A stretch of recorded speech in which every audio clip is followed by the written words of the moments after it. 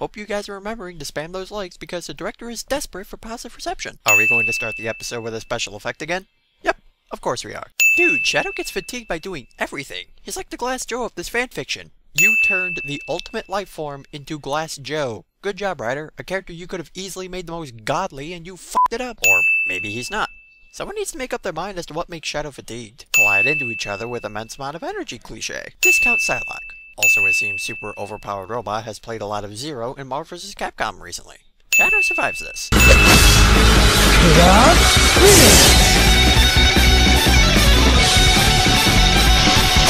Bullshit. Yep, I got the guy. Looks like I'm going to revert back to normal instead of checking if the robot is still alive. Considering the other shit these characters have survived through, this shroud and smoke suspense is really not getting to me.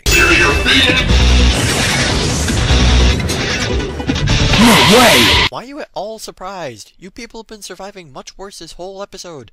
Hell, you survived getting repeatedly slashed to death by Psylocke's telekinetic sword. Could we stop making every character with powerful energy attacks say this after failing to kill an opponent with their powerful energy attacks? That's speciesist. You know nothing cliché. Also, why does a robot have a speech pattern as if it's running out of breath? Robots don't have lungs. It's all voice chips. If you're the strongest of all the models, why don't you just shut up and kill the guy already? Shit like that is normally said when you actually defeat someone. Seriously, this robot is like the Mandarin from Iron Man 3. Everything he says is cliché.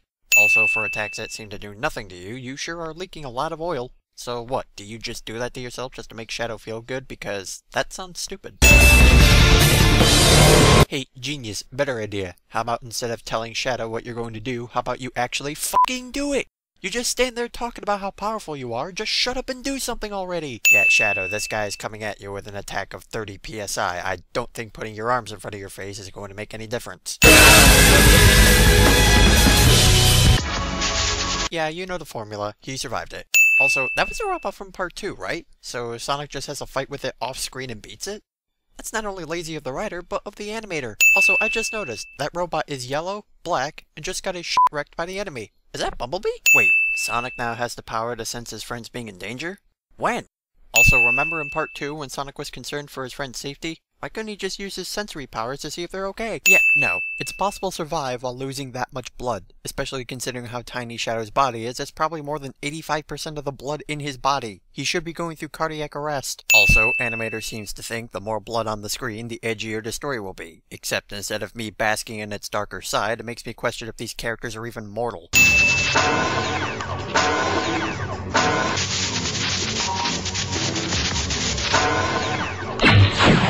Systems now. The product placement in fanfiction? Also, this writer is basically telling us this robot is powered by Windows. Last I checked, Windows was a graphical operating system. How does a graphical operating system alone give a robot the function to speak, move, and use weapons of mass destruction? That's like if Ultron was powered by the PlayStation. Sonic, what makes you think you're the only one who can still fight? Why aren't you using your sensing powers to see if there's anyone else fighting besides you? How do you know they're still licking their wounds? Last part you had no idea how anyone else was. Shadow, why are you still talking? You only have a pint of blood left in your body. You shouldn't even be breathing. You may know what Shadow said, but we don't. Then again, the audience is treated with the same respect as Ted Bundy. Yeah, Sonic, this same Metal Sonic reject kicked your ass and the asses of all your friends. Did you forget about that? Silly audience, did you really think he was dead? We get it, writer. The robot is powered by Windows. The joke wasn't funny the first time. Mainly because in Sonic's universe, Windows doesn't exist to help this joke work. Also, if this robot is powered by Windows, can't we just plug in a USB and install a Trojan virus into its hardware? Bam! Super overpowered robot defeated. In case you're wondering, no, the robot's name isn't Megadrix. Even if it was, I'm still calling him Super Overpowered Robot. Also, this gag is drawn out longer than Windows' actual load-up time. Wait, so these abilities are simply applications? He also has to speak, move, and think under its own volition. That's a lot of programs needing to be open. This robot's operating system must be pretty powerful to be running all these applications at once without lagging during battle every 10 seconds. Writer laughs at their own joke because no one else will. It's official, humor is dead. Also, 53%? I don't get it. What's the joke? That's great, but you're still leaking oil there, buddy. Might want to fix that. And this is where super overpowered robot's exhaust would ignite the oil leaking and make him explode, but I guess the writer failed chemistry too. You had a refugee camp this whole time? It's even full of characters who haven't even shown up in this whole plot. You mean they were all just hanging safe in this convenient refugee camp? Get the f*** out of here. Also, this refugee camp doesn't look very stable. You really want to keep survivors here? I could sneeze on this building and fall down.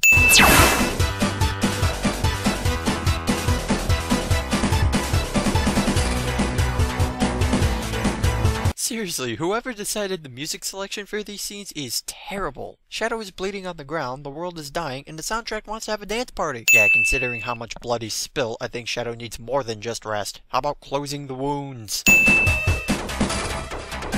One character objects to Sonic's decision, but the point is completely dropped when everyone falls in line and doesn't question the main character's motives. Sounds just like the director's fanbase. This scene does not contain a lap dance. Is Shadow leaping off the fucking ground and back on his feet? I thought he was injured.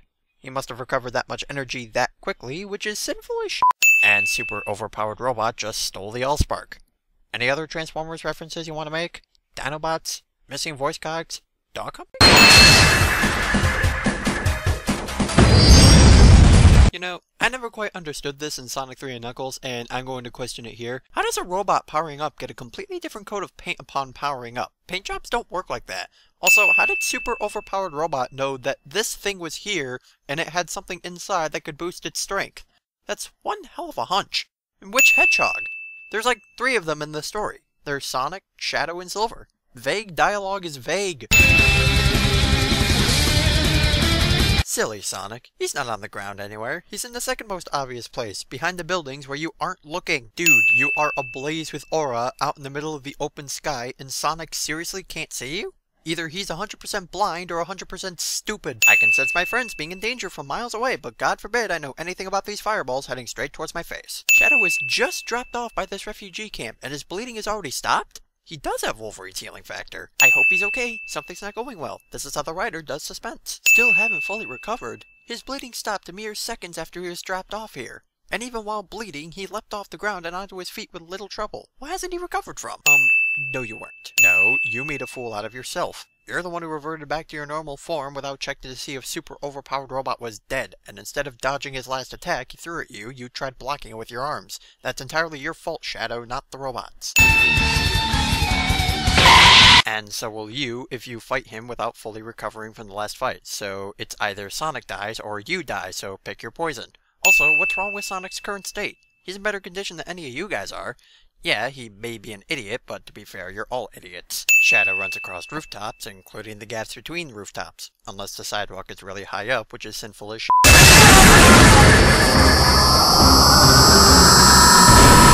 They survived this. Also, that was the refugee camp? That building is nowhere near as run down as the establishing shots of the refugee camp made us believe. God damn it. Amy, that robot just leveled the entire refugee camp. What do you think you can accomplish? I know love is a powerful motivator, but there's following your heart, and then there's just being plain stupid. That's great to know, but she's still trying to fight a robot that leveled a 12-story building with one move. Aren't any of you guys going to do something? You know, before something really bad happens? Which it will? Damn! Did super overpowered robot make Sonic bounce onto Shadow and they springboarded up into the air? I'm not even mad. That's actually kind of impressive. But still sinful nonetheless. They're totally not going to get them out of there, are they? Nope.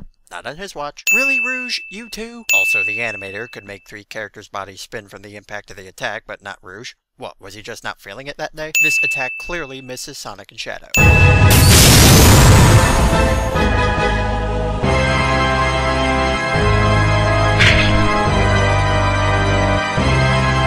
God damn it, guys, stop breaking my ketchup bottles. I'm serving hot dogs next week. Discount every movie with a kingdom ever made. But because it's easier to pick one, The Lion King. Sonic, you're a bleeding pile of rodent. You think telling the bad guy to stop will instantly make him stop? Also, good job, Shadow. Instead of Sonic not dying, everyone is on the verge of dying. You learned your lesson yet, or is that also the robot's fault?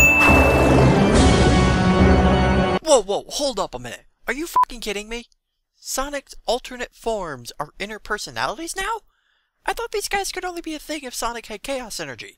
All of his Chaos Energy was stolen, remember?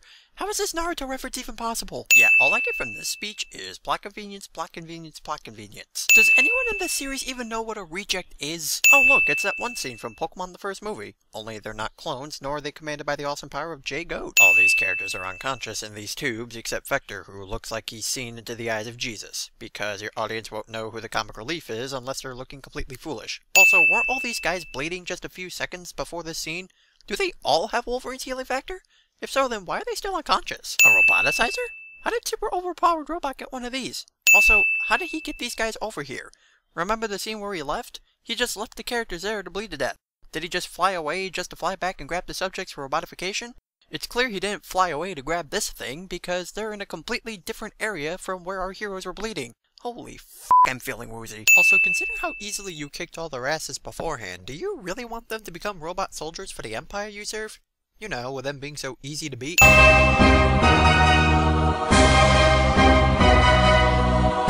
single drop of all you got. Every single drop of all you got. Every single bit of all you have. Every single bit of all you have.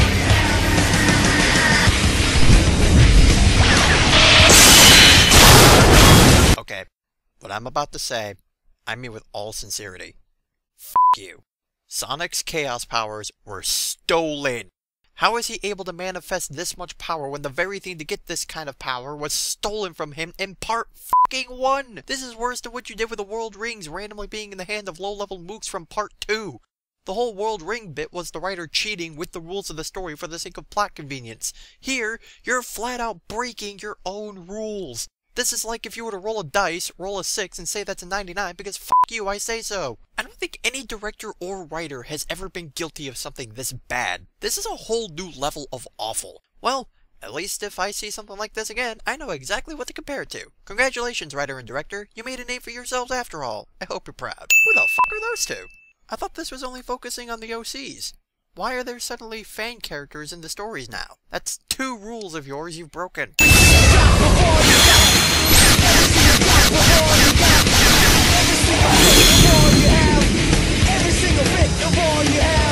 Yeah, someone is doing something that requires chaos energy with the jack shit he now possesses. Also, if it was that easy to get the emeralds and chaos energy away from Enerjack, why didn't they do this sooner? I'm surprised you're as nonchalant about this as you are. I mean, you of all people should know what Sonic is doing is 100% impossible. You're the one who stole his powers after all.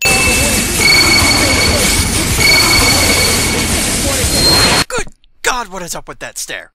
Also, despite the immense amount of aura surrounding this new form, Sonic's quills remain stiff. There's no excuse for this because the animator animated both Shadow and Silver's quills back in part 1. Conclusion? Animator is lazy. Text box removes the name Mechatrix for no particular reason.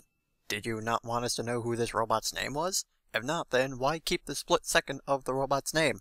Look, writer, if you want the character to know his name is Mechatrix, then let them call him that. Besides, it's not like you've already broken consistency about a dozen times in this one episode already. Did you not want his name being Mechatrix or something? This fight scene goes on for way longer than it needs to, simply because the animator didn't think there were enough special effects for the past 40 minutes. And would you believe it? This robot has absolutely no bearing on the plot whatsoever.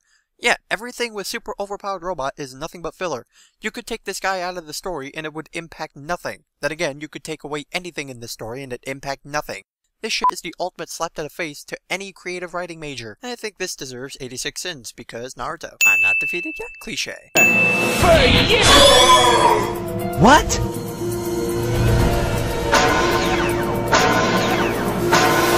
They say 3rd time's the charm, but I'm still not laughing at this joke. Also, super overpowered robot's PC is going to have an awful hard time looking up information on this failed application when he's shutting down completely and permanently. Unless he's made up of 2 computers where he can somehow search the internet, and even so, how does he get an internet signal to make this joke work? He's shutting down forever too, right? How can he search the internet when his system is shutting down? When your joke raises more questions about your character than lighting the mood, then you really done f***ed up. Take 8 sins because Windows.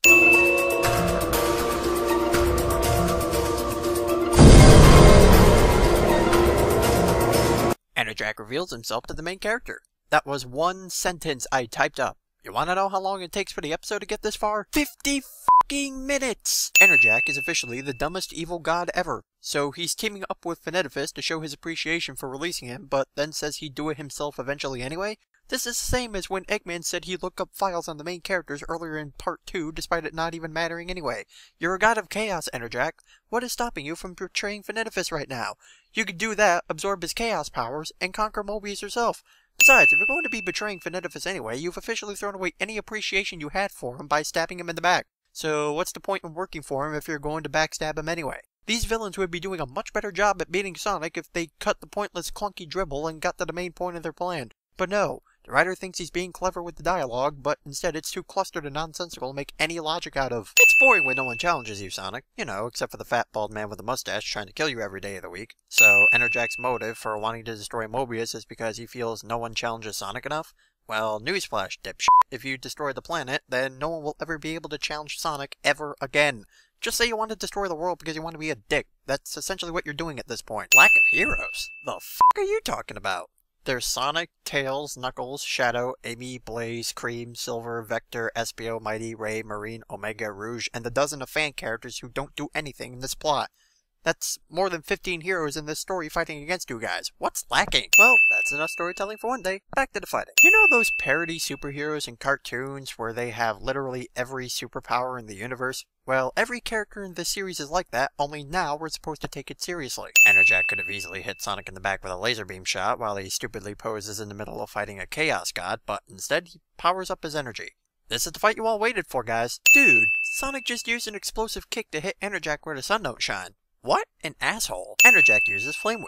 It's not very effective. Did the animator really slow down the fight just so Sonic didn't have to obey the laws of inertia? The animator is a dick to science. It takes the writer this long to realize Sonic is a wisecracking, quip-happy hero, kind of like Spider-Man. Sadly, it seems when the writer was thinking this quip, he had the subpar Ultimate show inspiring the dialogue.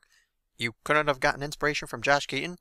Not even Christopher Daniel Barnes? What does he look like, the Tick? Also, it's odd how the writer now makes Sonic quip when fighting, but this is the only time he does it. The one time the writer has Sonic in character, and it's out of character for this whole story. How do you manage that? Enerjak, you have no right to say that. You wanna know why? You haven't done anything this whole episode. You can't even kill this fragile mortal only meant for squashing. A confident Chaos God would have killed Sonic by now. Loki would have killed him by now. Enerjak in the box. I think I liked it better when the writer didn't make Sonic quip. Ultimate Spider-Man is making fun of you right now. Wait, this thing is a crystal ball now? The Master Deus Ex Machina Stone just does whatever the plot wants it to, doesn't it? If it weren't for Sonic breaking the rules of the story, then maybe this episode would have had some dignity left. Yeah, no, I can't lie to myself like that. Writer thinks nodding to fans of Sonic Adventure 1 will bring them any credibility. Also, this whole scene is trying to show how edgy and all-powerful Fanidifus is, but to be frank, I'm still trying to find out how we contrasted from kitchen sink cannon to this.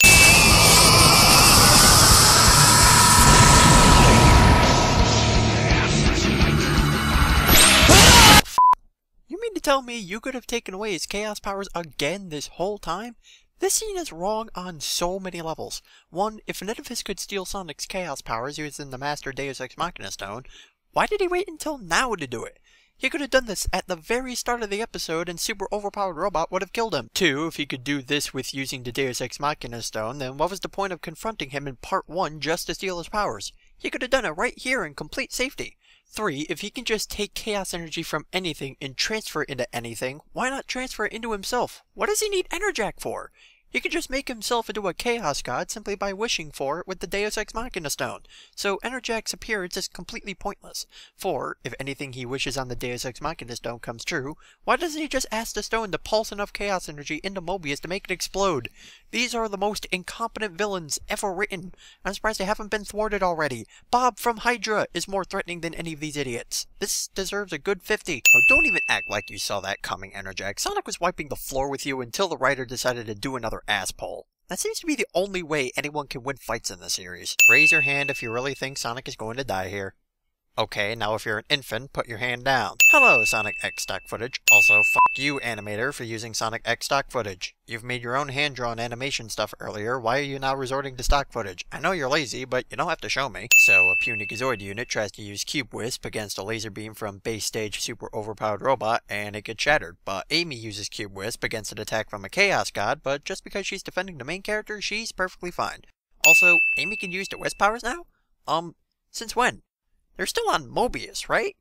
Wisps belong to their own planet, don't they? Also, Cube Wisp still doesn't work like that. This scene does not contain a lap dance. Also, the suspense might have had more of an impact if you didn't already show Amy through Sonic X stock footage. Every instance of suspense, and you failed to convey it every time. Perhaps you should stop trying. Oh, yay! My friends just so happen to get rid of all the robots. Off screen. You people are cheaters. Also, this is the fucking egg carrier, isn't it? You know, Eggman's base? Did Eggman just agree to going after Enerjak? Wasn't his beef with Eggman Nega and not Enerjak? Did he agree to some off-screen contract too? Beam me up, Scotty. Yo, Fanidifus, now might be a good time to wish upon your magic rock. Or not. Whatever suits you. Wait, how long ago did Fanidifus take away the Chaos Emeralds from Sonic and he's just now getting them? These emeralds are pretty slow. The Dragon Balls would have scattered halfway across the globe and those emeralds would still be trying to get over the Adirondacks. Shadow, I don't know what definition of depleting you're thinking of, but I think his energy did the exact opposite of depleting. Sonic says the one intelligent thing anyone has ever said in this episode ever, and Shadow rejects it because he doesn't understand the endurance levels of a god. Shadow, you're the main reason nearly everyone died this episode. I'd rather trust Major Pain to save my life over you. And he breaks dude's fingers for shits and giggles.